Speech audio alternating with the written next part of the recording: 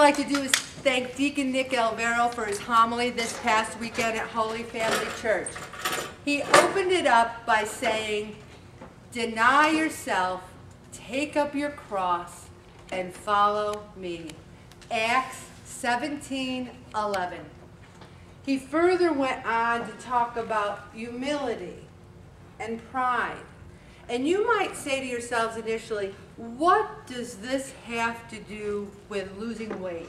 What does this have to do with getting healthy? What I got out of it is one of the main reasons why me personally, and I bet you there's a lot of hands that would go up in the group, have overeaten in the past and at times at the present, has because I have a difficult time handling the stresses of the world, the sick sisters, the problems with the bills, the kid problems, this. I have a difficult time handling the stress of the world, job, money, this, that I turn to food. Today I woke up and I said to myself, deny yourself, pick up your cross, and follow me. I want to talk tonight about humility. Humility is the only personal quality of Jesus that he urged on his followers. He said, I am gentle and lowly in heart. His whole life was to teach us how to be. And I'll tell you something. I have a very difficult time with humility. I really do. Because there's certain things, like if someone says to me, oh, you lost a lot of weight, I go, through the grace of God, God did it. I have no problem giving God the credit for that. Where I have trouble with humility is in control. I still have the illusion that I have some sort of control over my life. I think I'm in control here. I can handle this. I can do this. And then when I can't, I'm like, give me a beer, give me a chip, give me ice cream. Because it's an illusion of control. That's where I have a problem. And that's where the pride comes in. Pride is an illusion of self-sufficiency. It's the notion that one truly is in charge of their own life. And we give this a lot of credence. Like this poem here was one of my favorite poems. I am the master of my fate. I am the captain of my soul. Me, me, me, my unconquerable soul. And I think that's the way I try to live my life. Like, I'm strong. I can do this. I can handle this. And then when I couldn't, I was like, you know, give me a six-pack. Give me some beer. Give me some things, because I can't do this. When you say, not thy will, but mine be done. When you say that, the freedom. And here's another thing with the pride. I've been working for 15 months at a job that, I want to say this not pridefully, it's a challenge for me to work on this area of my life. I had a very extensive background that is more extensive than the job I'm doing now. I'm making $11 an hour. I was making a great deal of money more than that. I felt that I was paying my dues for a short amount of time and that they would go, oh my gosh, go down to the cheap seats and bring Ellen McCauley up. That hasn't happened. No one's calling me up. And I started getting attitudes about it. Oh, pridefulness. Why do I have to work this job? I'm better than this, I'm that. And very stressful. I told Bob one day, he came home from work, and I said, you know, I decided I was going to become an alcoholic, Bob. I went to the liquor store, and I bought a big bottle of gin. And I said, I'll take diet tonic water, and then I'll have the gin with the diet tonic water, because I can't handle the pressure of my life, and I'm going to be an alcoholic. And he goes, Ellen, that's very interesting that you've made that decision to become an alcoholic, because I don't think most alcoholics actually sit there and say, I think I'm going to become an alcoholic. I don't think they do that.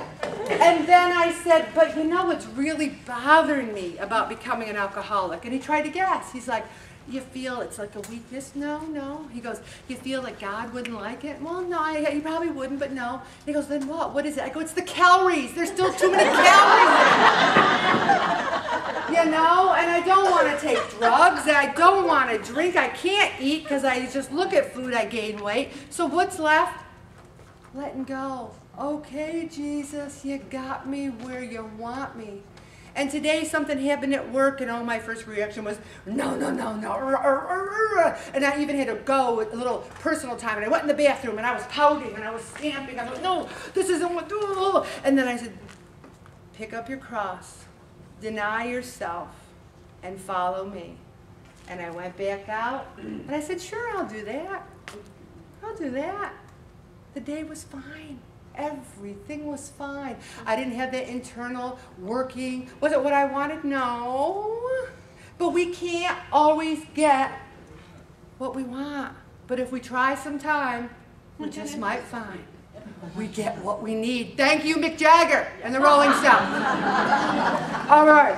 The thing is, the virtue of humility is living the truth about ourselves and in our relationship with God.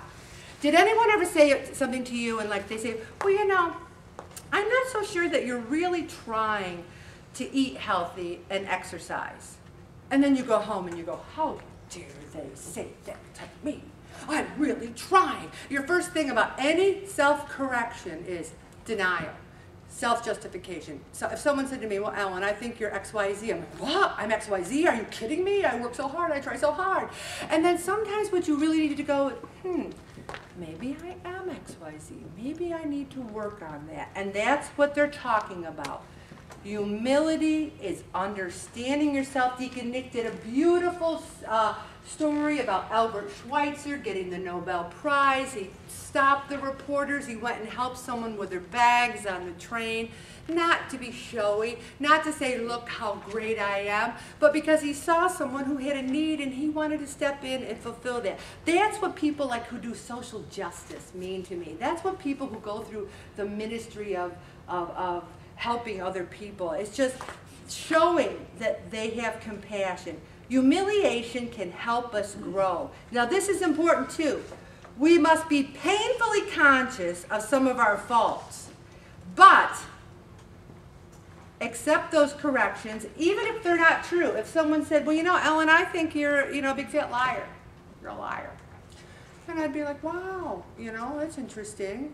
You can beat yourself up about it, and then the more thing is, like, in what way do you think that I'm being untruthful? Well, you said if I ate less and moved more, I'd lose weight, and I've been the same for now a year. Our bodies are programmed to hang on to our weight. I don't have all the answers. The only thing I can say is if we weren't here, if I wasn't here, I would go higher and higher and higher. Sometimes it's okay to stay the same. I will all the more gladly boast of my weaknesses, that the power of Christ may rest upon me, declares St. Paul. For when I am weak, when I admit that I am weak, I am strong.